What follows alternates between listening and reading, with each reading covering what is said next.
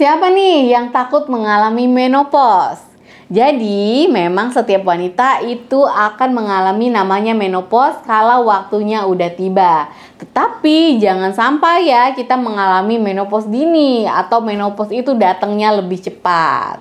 Dan ada juga nih istilah yang namanya postmenopause. Pada tahu nggak nih artinya? Yuk kita bahas di video berikut ini.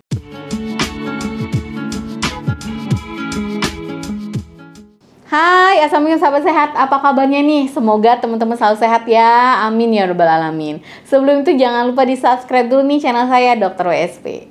Apa itu postmenopause?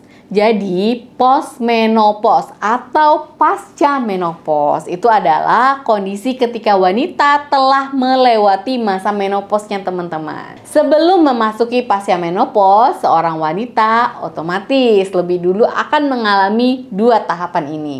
Yang pertama, tahapan perimenopause, yaitu suatu masa menjelang masa menopause. Itu namanya perimenopause. Dan kondisi perimenopause ini terjadi ketika hormon baru mulai turun.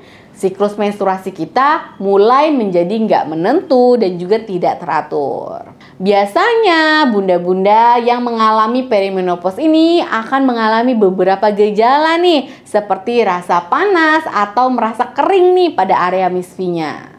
Kemudian tahapan yang kedua, setelah perimenopause kamu akan memasuki masa menopause, yaitu kondisi ketika para bunda ini berhenti memproduksi hormon yang menyebabkan menstruasi atau tidak menstruasi selama 12 bulan berturut-turut. Nah, setelah masa menopause ini barulah terjadi masa postmenopause.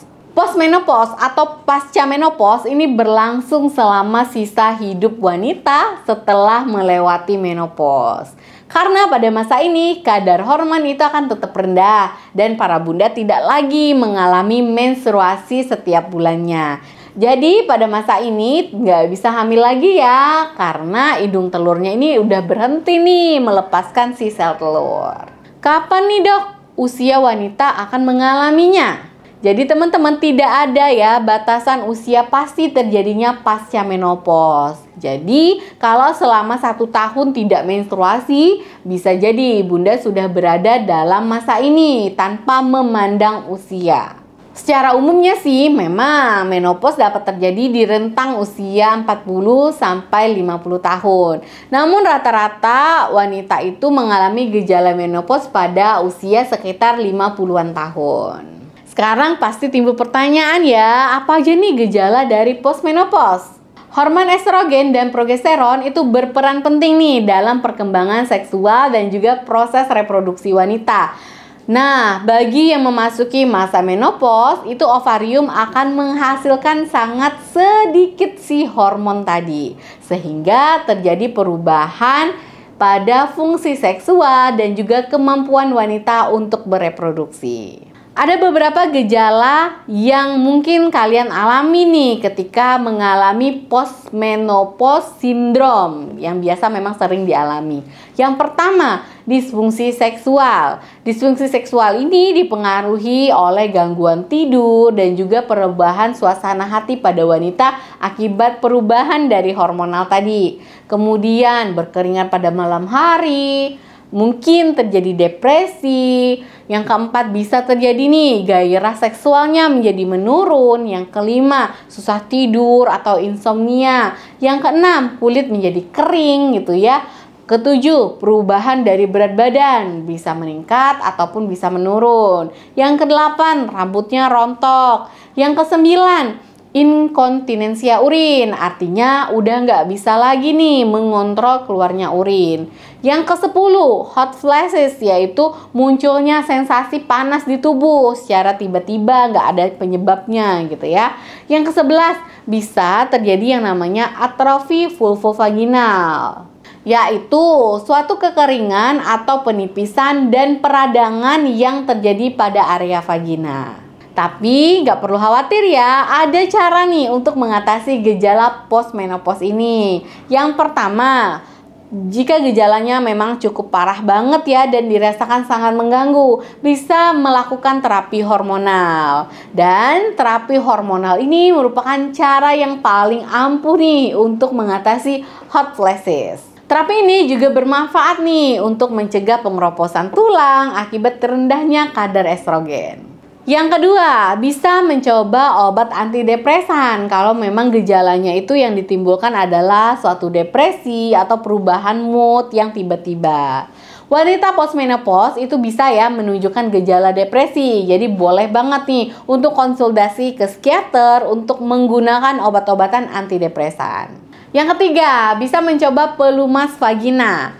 Masalah kekeringan pada vagina dan nyeri pada saat penetrasi berhubungan biologis gitu ya, itu juga bisa diatasi dengan menggunakan pelumas vagina ini. Karena misfi yang kering itu otomatis ya teman-teman bisa menimbulkan nyeri pada saat berhubungan biologis.